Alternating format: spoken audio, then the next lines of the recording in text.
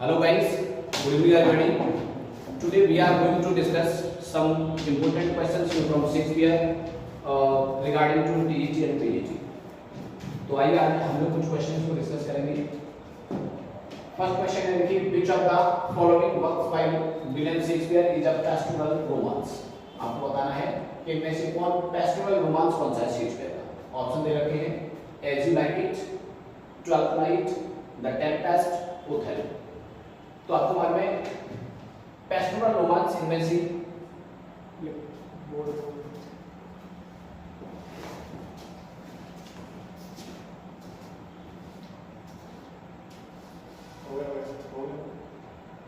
Pastoral romance as you like it pastoral romance का एक example है.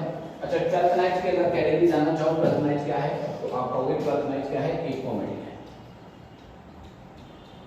ये कॉमेडी है.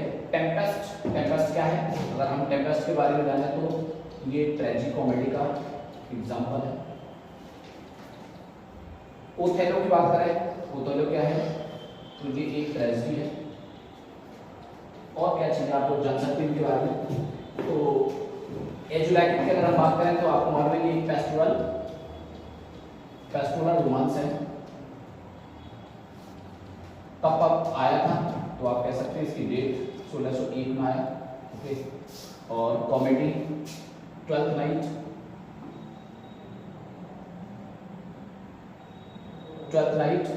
ओके आपका 1600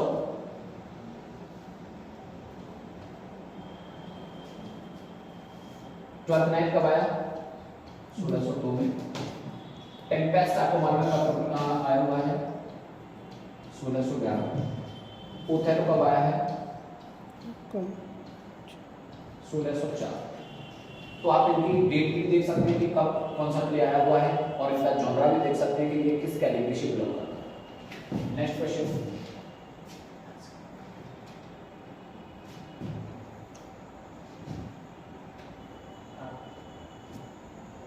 How many characters died during the course of the play Hamlet? Hamlet जो play है शेक्सपियर का टॉप 4 ट्रेजेडीज में से क्या आप जानते हो. इस प्ले के अंदर कितने कैरेक्टर हैं जो इस प्ले के अंदर इनकी डेथ होती है. ओके, तो ऑप्शन है आपके पास में 2, क्या 2 ऐसे कैरेक्टर हैं जिनकी डेथ होती है, 5 है, 7 है या फिर 8. तो इसका सही आंसर होगा 8. ओके, ये सही आंसर है. 8 जो कैरेक्टर्स हैं during the course of the play, 8 जो कैरेक्टर्स हैं उनकी डेथ होती है. पोलोनियस आप जानते हो, पोलोनियस की डेथ सबसे पहले पोलोनियस की डेथ होती है. पोलोनियस के बाद हैमलेट, ओके, हैमलेट, ओफेलिया, लियार्टिस, रोजेनक्रांच, ये सब की डेथ हो जाती है. तो टोटल मिलाकर के कितनी डेथ होती है 8. ओके ओके नेक्स्ट क्वेश्चन देखेंगे. If music be the food of love, if music be the food of love give me excess of it. आपको बताना है which play of Shakespeare opens you with this line. कौन सा Shakespeare का ऐसा play है जो इस लाइन के साथ में शुरू होता है, जिसकी ओपनिंग इस लाइन से होती है. और लाइन देख लीजिएगा कि म्यूजिक भी the food of love play हो. अगर म्यूजिक जो है ना, इफ म्यूजिक भी द फूड ऑफ लव, प्यार का भोजन अगर संगीत है तो फिर इसे बजाओ. Give me the excess of it, और मुझे इतना दे दीजिए कि मैं इसे ऊब जाऊं. कौन कह रहा है इस बात को और किस प्ले में रहता है. तो देखिए मैं आपको बता दूं, ओर्शिनो एक कैरेक्टर है, ओर्शिनो, ड्यूक ओर्शिनो, और वहां के ड्यूक थे वो इलिया. ओके, तो ये एक क्या है ड्यूक हैं. और आप इससे एक आपको थोड़ा सा एक क्लू मिल गया होगा, इससे आप पहचान सकते हो. ट्वेल्थ नाइट है क्या ये, Romeo and Juliet, the Tempest या फिर मैकबेथ. तो देखो इसका सही आंसर क्या है, ट्वेल्थ नाइट. ट्वेल्थ नाइट में ओके, ट्वेल्थ नाइट इस प्ले की पहली लाइन यानी ओपनिंग लाइन जो है ना वो क्या है, if music be the food of love play on give me the excess of it. Okay, तो ये इसकी पहली लाइन है और ये इसका सही आंसर. नेक्स्ट क्वेश्चन है. नेक्स्ट क्वेश्चन देखोगे क्या होगा, who got the play Hamlet. Who got the play Hamlet. अच्छा, ये स्पेलिंग इसमें मैंने कर दिया, ये आप देखोगे. Who called the play Hamlet tragedy of idealism. अच्छा देखो इसमें भी थोड़ा सा एक पॉइंट टाइपिंग मिस्टेक है. आप दे सकते हैं tragedy of moral idealism, tragedy of moral idealism. तो शेक्सपियर की किसने कहा था? शेक्सपियर के प्ले हैमलेट को क्या कहा था? Tragedy of moral idealism. तो ये कहने वाले एक कौन से इनमें से कोई क्रिटिक हैं? एसी ब्रैडली ने कहा, एसटी कॉलिंस ने कहा, या फिर नेमटेट, ओके, और विलियम बी एबनेट। तो इनमें से कौन किस व्यक्ति ने किस कैरेक्टर में किस क्रिटिक ने ये बात कही? तो एसी ब्रैडली इसका सही आंसर है। एसी ब्रैडली ने शेक्सपियर की ट्रेजेडी हैमलेट को क्या कहा? Tragedy of moral idealism. तो बता दो। नेक्स्ट क्वेश्चन क्या लिखा हुआ है? देखो, in which play Shakespeare has created a royal criminal। अच्छा, ये ई जो है ना इससे अलग है थोड़ा सा, इसमें आपको ई को अलग करना है, ठीक है? ई को यहाँ अलग करेंगे और कॉमा आप यहाँ से लगाओ, ठीक है? आ रॉयल क्रिमिनल। तो शेक्सपियर की किस प्ले में रॉयल क्रिमिनल जो है ना प्रेजेंट किया गया है? King Lear, Henry fourth, Richard third, या फिर हेनरी एट्थ। तो किस प्ले में आप देखते हो? किंग लियर, ओके, इसके अंदर तो ऐसा नहीं हुआ, ओके, हेनरी एट्थ नहीं है। रिचर्ड थर्ड को देखोगे, हाँ ये आपका आंसर ठीक है। रिचर्ड थर्ड में एक रॉयल क्रिमिनल जो है ना उसको प्रेजेंट किया गया है। नेक्स्ट क्वेश्चन देखिए, who speaks the following lines. एक लाइन है, कौन बोलता है? जरा थोड़ा सा आपको बताना है क्या कह रहा है। देखिए लाइन क्या कहती है? I am a man more sinner against than sin. ये लाइन कौन बोल रहा है और किस प्ले में बोलता है? ओके, तो आप लोग देखोगे क्या कहता है कि आई एम अ मैन, मैं एक ऐसे इंसान, मैं एक ऐसा व्यक्ति हूँ। और क्या कहता है कि मोर सिनर अगेंस्ट देन सिन, मैं एक ऐसा व्यक्ति हूँ जिसके साथ खुद इतना बुरा हुआ है जितना मैंने नहीं किया, जितना मैंने बुरा किया उससे ज्यादा कहीं मेरे साथ बुरा हुआ है। ये बात कहने वाला कौन कैरेक्टर है? हैमलेट इन हैमलेट। क्या हैमलेट प्ले में हैमलेट कहता है इसको? क्या हैमलेट प्ले में हैमलेट कहता है? ओके, या फिर मैकबेथ में मैकबेथ की बात करिए, या फिर आप देख सकते हैं किंग लियर इन किंग लियर। किंग लियर जो प्ले है उसमें किंग लियर कहता है इस बात को। ओथेलो इन ओथेलो, ओथेलो नाम का जो प्ले है उसमें ओथेलो ही इस बात को कहता है। स्टार्ट कर दो हो गई। तो इसमें आप देखोगे किंग लियर जो है ना इस बात को कहता है। तो किंग लियर इसका सही आंसर हुआ। ओके, किंग लियर क्या करता है? इस बात को कहता है कि भाई मैंने जितना बुरा किया है, क्योंकि किंग लियर क्या करता है? देखो, जब वो अपनी तीनों बेटियों के साथ बीच में क्या करता है? अपनी जब राज्य को बांटता है तो आपको मालूम है बांटने में क्या हो जाती है? उससे थोड़ी गलती हो जाती है। जो उसकी बेटी सबसे छोटी कॉर्डेलिया, जो उसे वास्तव में सच्चा प्यार करती थी, उसको कुछ नहीं देता। ओके, उसे कुछ नहीं देता। और उसकी जो बड़ी बेटी थी रीगन, गॉलरे, इनको क्या कर देता है? वो सारी प्रॉपर्टी इनको दे देता है। बाद में उसे पता चलता है कि वास्तव में मुझसे गलती हो गई, मैंने गलत कर दिया, इसलिए कहता है कि I am a man more sinner against than sin. अरे मैं तो एक ऐसे इंसान हूँ कि जितनी गलती मुझसे हुई है, भाई मैंने उनके साथ कॉर्डेलिया के साथ गलत किया है, तो मेरे साथ भी तो गलत हुआ है। अच्छा, एच की जगह आप क्या करोगे यहाँ पर? बी, मैं। ओके, नेक्स्ट क्वेश्चन है देखिए, हु रोट, किसने लिखा है lily that fester smell far worse than weeds. अगर आप इस लाइन को देखोगे तो उसमें आपको कुछ शब्द ऐसे मिलेंगे जैसे आप पहचान करोगे। जैसे देखो लिखा है लिलीज। ओके, अब लिलीज को अब आप देखोगे तो आपको लिलीज शब्द से आपको ऐसा लगेगा कि भाई लिलीज देखो कुंदनी का फूल होता है, और फूल, पेड़, पौधे, पत्तियां, इनकी बात करने वाला कवि कौन है? Wordsworth. Wordsworth is called in point of nature, उसे प्रकृति का कवि कहा जाता है। ओके, तो वर्ड्सवर्थ की क्या ये बात वर्ड्सवर्थ ने कही है? मिल्टन ने ऐसा कुछ कहा, या फिर ऑप्शन आपके पास वर्ड्सवर्थ है या फिर शेक्सपियर। ओके, तो चार ऑप्शन आपके सामने हैं। आप देख सकते हैं कि ये वर्ड्सवर्थ ने नहीं कहा जा रहा है। ओके, ये लाइन किसकी है? शेक्सपियर। तो शेक्सपियर इसका सही जवाब होगा। ओके, नेक्स्ट क्वेश्चन देखो, who named the historical place of Shakespeare a mirror of Kings. कौन कहता है शेक्सपियर के हिस्टोरिकल प्लेस में उनको मिरर ऑफ किंग्स कौन कहता है? तो मिरर ऑफ किंग्स किसने कहा है? ये आपका क्वेश्चन है। शेक्सपियर के हिस्टोरिकल प्ले हैं उनको मिरर ऑफ किंग्स कहा जाता है। किसने कहा? श्लेगल ने, वॉल्टर पेटर, या फिर कॉलरिज ने कहा ऐसा, या फिर डाउटर ने। अच्छा, डॉटर ने आपको मालूम है शेक्सपियर की बायोग्राफी लिखी है। ओके, शेक्सपियर के बारे में, शेक्सपियर के जो करियर है उसको 4 भागों में प्रोफेसर डॉर्डन ने बांटा था। ओके, तो क्या शेक्सपियर डॉर्डन ने ऐसा कहा है? तो जी आप देखो इसका सही आंसर क्या है, श्लेगर। श्लेगर ने कहा कि शेक्सपियर के जो हिस्टोरिकल प्ले हैं उनको क्या कहा जाता है, मिरर ऑफ किंग्स कहा जाता है।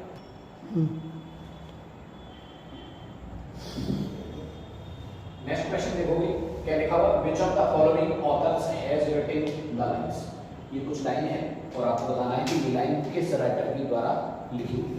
ओके, क्या है ना, to hit to who a man note while greasy Joan doth in the pot. ये एक सॉन्ग है और आप बताइए सॉन्ग किसने लिखा हुआ है, क्या वर्ड्सवर्थ का है या फिर जॉन मिल्टन ने लिखा इसको, विलियम वर्ड्सवर्थ, ओके, या फिर शेक्सपियर। चार ऑप्शन आपके सामने हैं, आप देख सकते हो ये। अच्छा, वर्ड्सवर्थ ने आप देख सकते हो कोई सॉन्ग वॉन्ग लिखने वाला ऐसा कोई प्ले नहीं लिखा उसने। वर्ड्सवर्थ को आपको मालूम है प्रॉब्लम प्ले राइटर के नाम से जाना जाता है।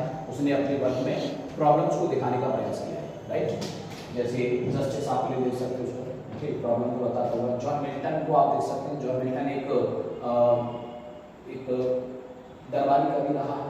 ओके, तो उसने इस टाइप का कोई सॉन्ग वॉन्ग नहीं लिखा। ओके, विलियम वर्ड्सवर्थ आप देखो तो विलियम वर्ड्सवर्थ क्या है ना, एक पोएट ऑफ नेचर है, उसे तो प्रकृति से प्यार था, प्रकृति के बारे में लिखा है। और विलियम वर्ड्सवर्थ शेक्सपियर का यह क्या है, ये एक सॉन्ग रहा। ओके, ये क्या है तो आप कह सकते हैं ये एक सॉन्ग है। और किस प्ले में आता है, ओके, किस प्ले में आता है तो आप कह सकते हैं loves never lost. Okay, loves never lost, तो लव्स नेवर लॉस्ट में और ये लाइन आती है, तो ये शेक्सपियर के लेखा। नेक्स्ट क्वेश्चन देखोगे और नेक्स्ट क्वेश्चन है who called Shakespeare a Johannes factotum a jack of all trades. तो शेक्सपियर को कैसे थे, जोहान्स फैक्टोटम कहा है, okay, jack of all trades कहा है। अब जानते हैं आप jack of all trades, okay, एक इडियम के तौर पर आपको भी पढ़ा होगा jack of all trades but master of none सुना है। जैक ऑफ ऑल ट्रेड का मतलब एक ऐसा बंदा जिसको थोड़ा थोड़ा ज्ञान सब चीजों का होना चाहिए। जोहान्स फैक्टोटम, फैक्टोटम कहते हैं एक ऐसा बंदा जो हर किसी काम को कर सकता है, ओके, हर कोई काम कर लेगा। तो ये कमेंट किसका है, किसने इस बात को कहा, क्या क्रिस्टोफर मार्लो ने कहा है ऐसा, शेमल जॉनसन का कथन तो नहीं है कहीं, ओके, या फिर रॉबर्ट ग्रीन ने ऐसा कुछ कहा, विलियम वर्ड्सवर्थ ने कहा। तो इसका सही ऑप्शन क्या है, रॉबर्ट ग्रीन। आप जानते हो रॉबर्ट ग्रीन को हम लोग फादर ऑफ इंग्लिश कॉमेडी की अगर आप बात करेंगे तो कॉमेडी के लिए शेक्सपियर ने रॉबर्ट ग्रीन को क्या किया था, कॉपी किया था, उससे काफी कुछ चीजें ली थी, इसलिए रॉबर्ट ग्रीन ने ही और ग्रॉट्सवर्थ नाम के अपने एक वर्क में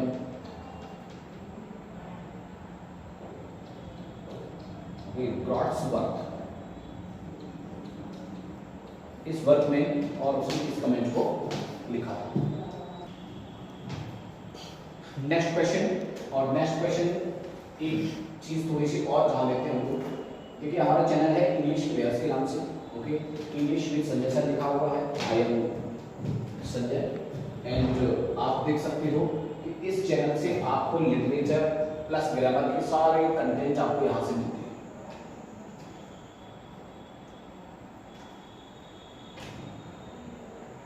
आपको सारे कंटेंट आपको इस चैनल से मिलेंगे, ओके। तो अगर आपने अभी तक चैनल को सब्सक्राइब नहीं किया हो तो चैनल को सब्सक्राइब करो और एक बेहतर इंग्लिश और लिटरेचर को पढ़ने के लिए आप हमारे साथ रहिएगा। ये कॉन्टैक्ट नंबर है, आप इस पर कॉन्टैक्ट कर सकते हो। नेक्स्ट क्वेश्चन क्या है देखिएगा, the characters Beatrice and Benedick appear in Shakespeare's which play. Shakespeare के किस प्ले में बिट्राइस एंड बेनेडिक्ट नाम का कैरेक्टर जो है वो अपीयर होता है। लव्स नेवर लॉस्ट, ओके, क्या लव्स नेवर लॉस्ट में है ऐसा, कॉमेडी ऑफ एरर्स, ओके, क्या इसके अंदर ये कैरेक्टर आते हैं, मच एडो अबाउट नथिंग, क्या इसके अंदर आते हैं, या फिर एज बैगेज। आप देखते हैं चारों ही एक कॉमेडी है और लव्स नेवर लॉस्ट को आप देखो तो किस कैटेगरी में रखा जाता है, comedy of manners.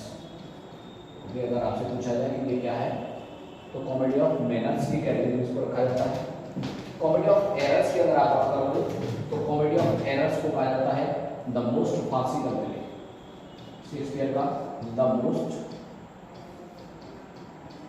The most farcical play, सबसे ज्यादा हास्यास्पद प्ले अगर कोई है शेक्सपियर का तो आप जानते हैं कॉमेडी ऑफ एरर्स ही है। कॉमेडी ऑफ एरर्स के बारे में अगर आप बात करोगे तो कॉमेडी ऑफ एरर्स को the shortest play of Shakespeare भी कहा जाता है। Shortest play of Shakespeare, Shakespeare का सबसे छोटा प्ले अगर कोई है तो वो कॉमेडी ऑफ एरर्स ही है। आप देख सकते हैं इसमें 1787 लाइन है। ये लाइनों के साथ आप देखोगे comedy of errors.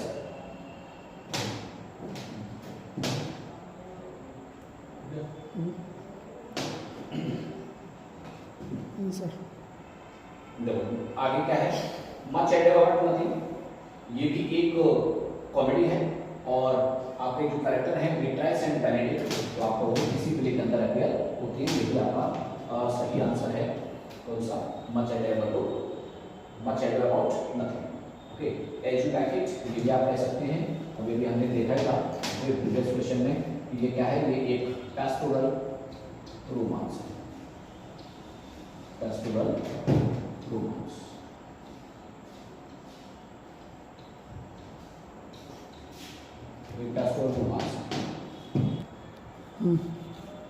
Next question क्या है?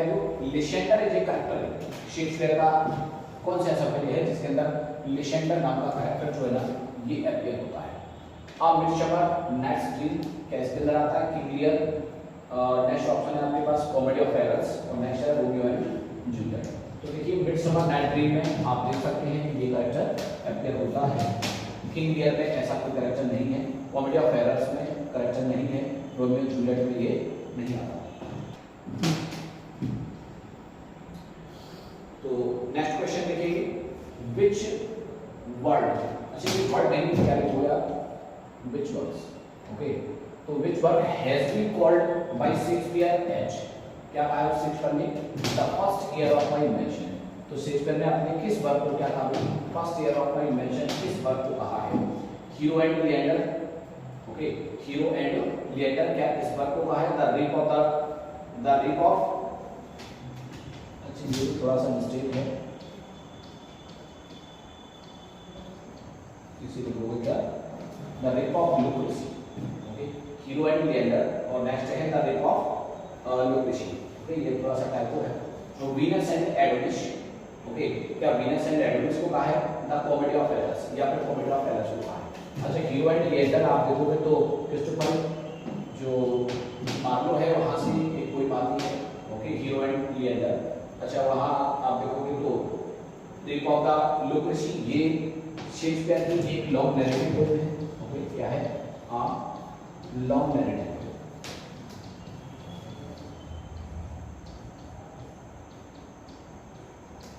लॉन्ग नैरेटिव पोएम है। ओके, वीनस एंड एडोनिस ये शेक्सपियर की यानी ये भी एक लॉन्ग नैरेटिव पोएम है। इसके बारे में भी आप कुछ फैक्ट जान सकते हो। वीनस एंड एडोनिस को ही शेक्सपियर ने क्या कहा था? First year of my invention इसी को कहा है। इसके लिए आपका यही आंसर है, लेकिन कुछ चीजें और भी आप जान सकते हैं। और वीनस एंड एडोनिस से आपको कुछ क्वेश्चन काफी पूछे भी जाते हैं। जैसे आप देख सकते हो कि वीनस एंड एडोनिस जो है किस स्टेंजा में लिखी हुई है, तो आप कह सकते हैं इसमें 6 लाइन स्टेंजा है।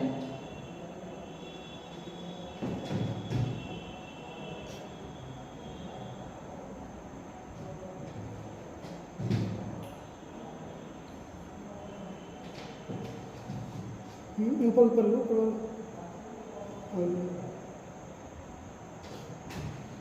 इसमें क्या है? 6 लाइन स्टेंजा मौजूद है।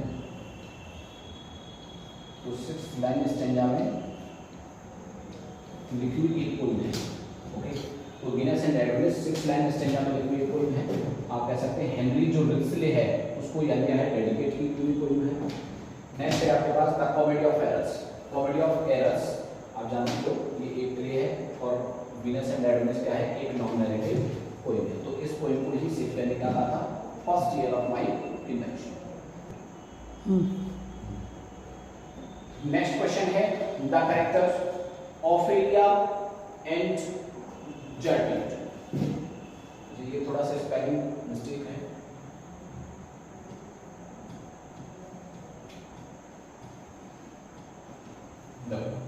तो the characters Ophelia and Gertrude appear in Shakespeare's play.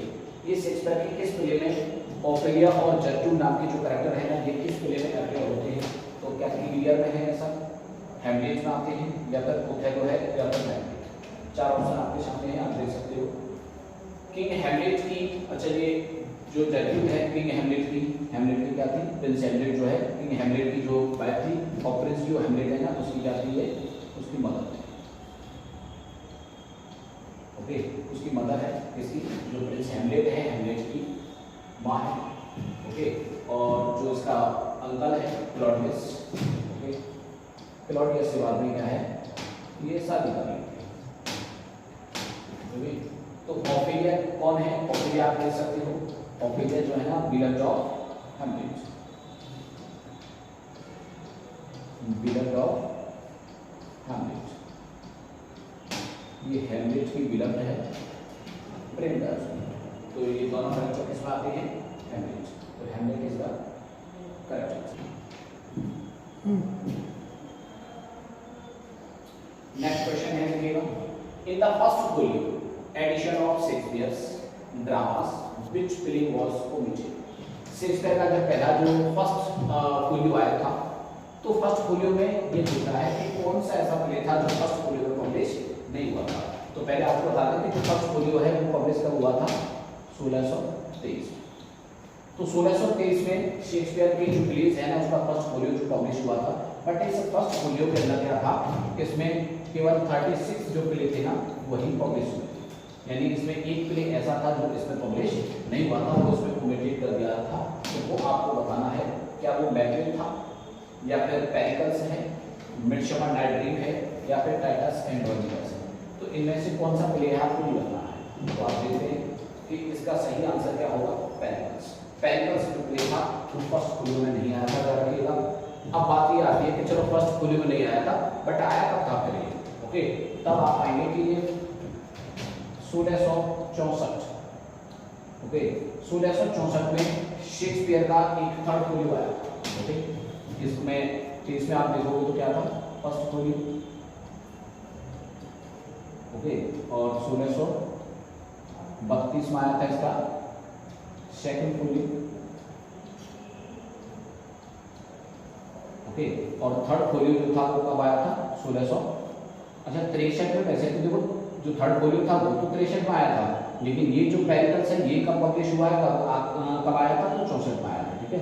लेकिन आया था आप कहेंगे थर्ड वॉल्यूम में, ओके, थर्ड वॉल्यूम में क्या था? Second issue of third volume, you can see right.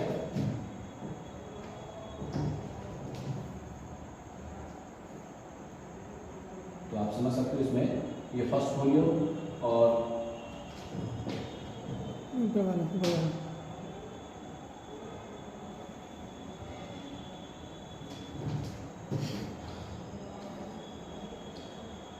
सोलह सौ 32 में क्या था? सेकंड वॉल्यूम, सेकंड वॉल्यूम आया। थर्ड वॉल्यूम आया तो आप जब देख सकते हैं क्या है? 63 में था, लेकिन इसमें आप देख सकते हैं कि थर्ड वॉल्यूम जो था in the second issue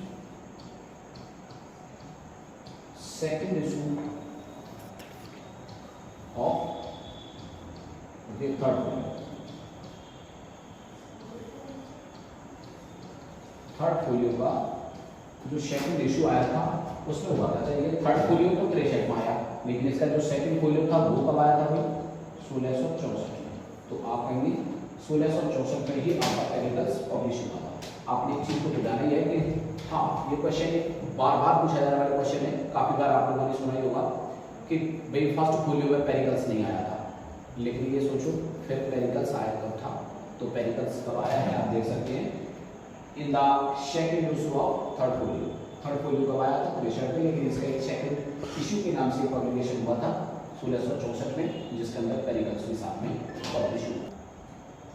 okay, next question देखोगे, शेक्सपियर सिनो प्ले, शेक्सपियर का एक प्ले है लक्स लेवर लॉस्ट, ये जयपुर एग्जाम था। आपको बताना है इसका जॉनरा क्या है, किस कैटेगरी में आता है ये। कॉमेडी ऑफ आइडियाज, क्या कॉमेडी ऑफ आइडियाज में आता है, कॉमेडी ऑफ मैनर्स, या फिर प्रॉब्लम प्ले, या फिर आप कह सकते हैं रोमांटिक कॉमेडी है।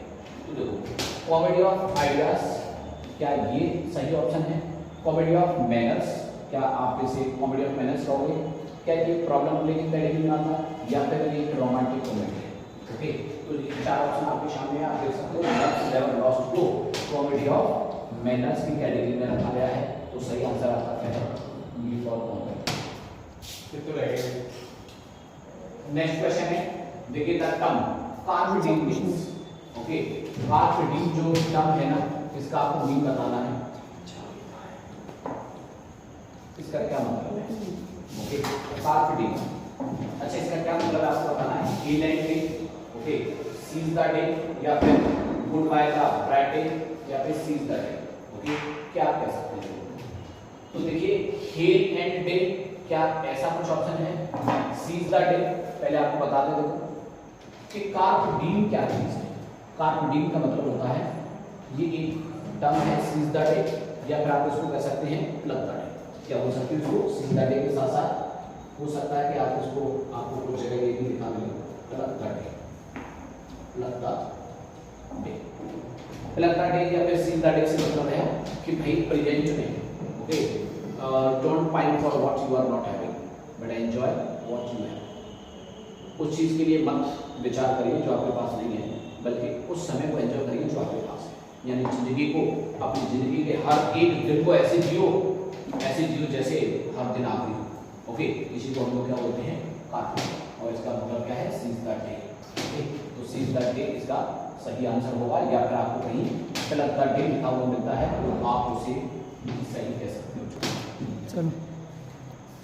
ओके, नेक्स्ट क्वेश्चन देखिए, which of the following plays by Shakespeare is not classified as Roman. यानी शेक्सपियर का ऐसा कौन सा प्ले है। फर्स्ट वन, पेन ऊपर ऊपर, pen pen pen pen pen, first कर दो बस। शेक्सपियर का ऐसा कौन सा प्ले है, ओके, जिसको रोमन कैटेगरी में नहीं रखा जाता। ओके, शेक्सपियर का ऐसा कौन सा प्ले है नॉट क्लासिफाइड एज रोमन, जिसको रोमन प्ले की कैटेगरी में नहीं रखा जाता। ऐसा कौन सा प्ले है। एंटनी एंड क्लियोपेट्रा, तो आप जानते हैं एंटनी एंड क्लियोपेट्रा तो एक रोमन प्ले है, इसको रोमन प्ले की कैटेगरी में रखा जाता है। Julius Caesar, okay, Julius Caesar में क्या आप पाएंगे तो जूलियस सीजर की हिस्ट्री जो है वो कहाँ से है, रोम की हिस्ट्री है इसके अंदर भी। हैमलेट, अगर हैमलेट की बात करोगे तो हैमलेट आप जानते हैं एक ट्रेजेडी तो है, लेकिन इसकी हिस्ट्री जो है आपको मालूम है, हैमलेट जो है वो कहाँ का प्रिंस था भाई, डेनमार्क का। ओके, कहाँ का प्रिंस था, डेनमार्क। तो आप देख सकते हैं कि इसकी जो हिस्ट्री है ना वो डेनमार्क से है, ना कि रोम से। तो आप कह सकते हैं आपका यही आंसर सही होगा, ये रोमन प्ले की कैटेगरी में नहीं है।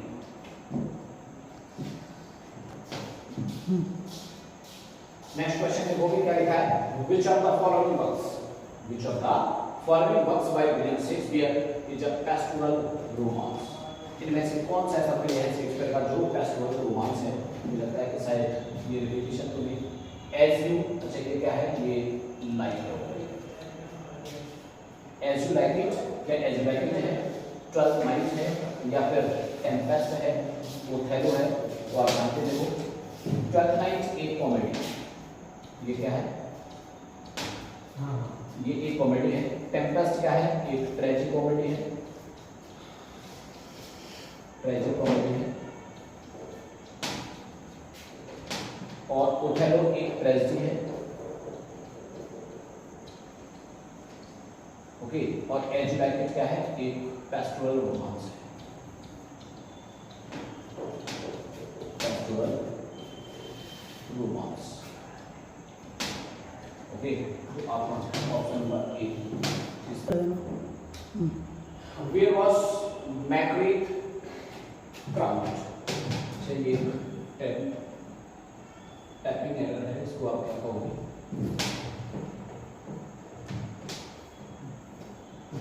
इसे आप कहेंगे क्राउन्ड। पेन से ऊपर ऊपर, सही। ओके, ये क्या है भी,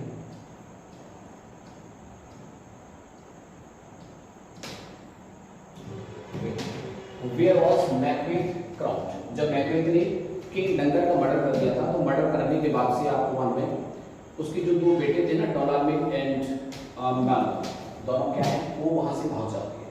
अब उसके भाग जाने के बाद आपको मालूम उस समय पर मैकबेथ के अलावा कोई ऐसा व्यक्ति नहीं बचा था जिसको राजा बनाया जा सकता था, ओके, यानी राजा बनने लायक हो, तो कोई ऐसा नहीं था। तो फिर मैकबेथ को ही क्या किया गया, राजा बनाया गया, ओके, क्राउन का मतलब है उसको ताजपोशी में उसको राजा बनाया गया। तो क्वेश्चन है कि राजा कहाँ बनाया गया था, किस जगह पर उसकी ताजपोशी हुई थी, क्या नॉर्वे के अंदर हुआ था, या वो जगह का नाम स्पून है, स्कॉटलैंड या फिर आयरलैंड। अच्छा, आपको मालूम है कि स्कॉटलैंड का तो राजा था ही डंगर, ओके, लेकिन स्कॉटलैंड तो पूरी कंट्री की बात हो रही है। यहाँ क्वेश्चन आपको पूछा जा रहा है क्या, कि जिस जगह पर मैकबेथ की ताजपोशी हुई थी वो जगह कौन सी है, ओके, तो वो जगह कौन सी थी, स्कोर, स्कोर नाम की जगह थी जहाँ पर मैकबेथ को राजा बनाया गया, ओके। तो आपका option number B, okay, correct होगा। एंड कर दो। ओके, आज के लिए यही कुछ क्वेश्चन थे, और नेक्स्ट हम लोग इसी प्रकार के कुछ इंपॉर्टेंट क्वेश्चंस आपको देते रहेंगे। अधिक से अधिक जानकारी पाने के लिए चैनल से जुड़ें, चैनल को सब्सक्राइब करो, लाइक करो, शेयर करो एंड सब्सक्राइब करो। Thank you, bye.